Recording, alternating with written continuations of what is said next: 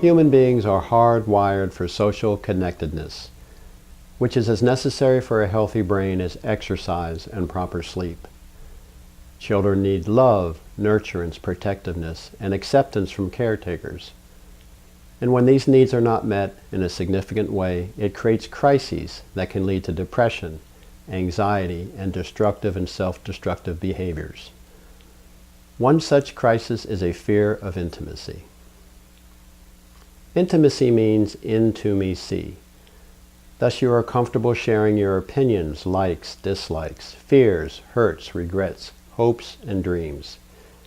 It means being genuine and transparent in your close relationships. If you avoid intimacy altogether, then others will only know the mask you present, never knowing your true self, which is a lonely place to be. So why do some people fear letting others know who they are? Well, it's because of shame, which is what children often develop when their primary caretakers are unable or unwilling to meet their needs because of abuse, neglect, or significant dysfunction for any reason.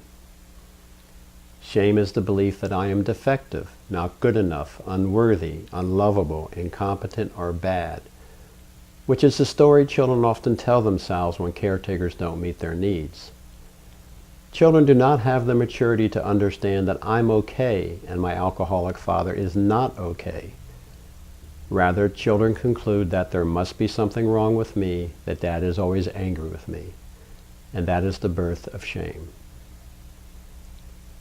Thus, children who grow up in dysfunction blame themselves for their caretaker's inability to meet their needs, and that shame becomes an unexamined truth for them that will undermine their attempts to build healthy relationships for the rest of their lives until they mindfully wake up and come to recognize and understand the unconscious saboteurs that reside within them, shame, and its logical companion, a fear of intimacy.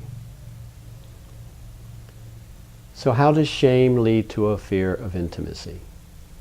Well, if I believe I'm unworthy of love and yet begin to fall in love, I will experience an emotional crisis which goes like this. I'm lonely and want to have a partner through life, but if I let you get too close to me, then most certainly you will find me out and realize I'm not the person you think I am, but rather the loser I know I am, and then you will abandon me and I will suffer. So what do persons with shame and a fear of intimacy do to resolve this crisis? Well, they might sabotage the relationship through criticism, arguments, and even cheating and lying to create emotional distance from someone who wants too much intimacy.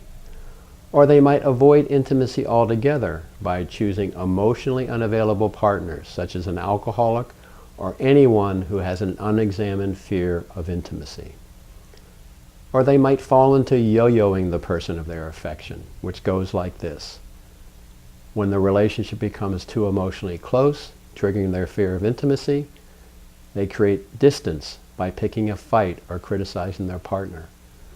But then when the relationship becomes too distant, they fear losing their partner and then reel them back in, which is repeated over and over, just like a yo-yo. One of the telltale signs of a person with a fear of intimacy is that just when the relationship is going well, they find a way to push their partner away. Another way persons try to resolve the crisis created by shame and a fear of intimacy is by becoming controlling and possessive. In effect, they strive to put their partner in a cage for which they have the only key so they can feel safe. Of course, this often becomes a self-fulfilling prophecy because they treat their respective partner with such disrespect that eventually he or she becomes sick of it and abandons them. Needless to say, none of these strategies for coping with shame and fear of intimacy are healthy. All are dysfunctional, guaranteed to sabotage relationships. So what can a person do to overcome their shame and fear of intimacy so they are able to participate in healthy and intimate relationships? Well, first they must learn to understand and recognize the unconscious saboteurs within, the shame and fear of intimacy, the old programming from a dysfunctional childhood.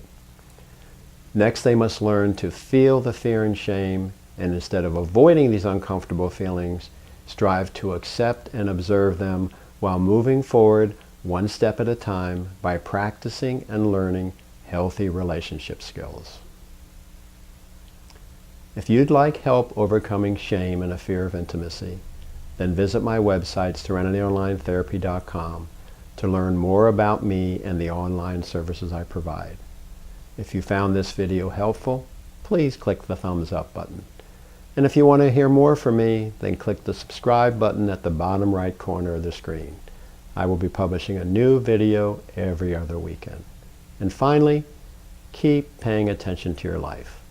Until next time.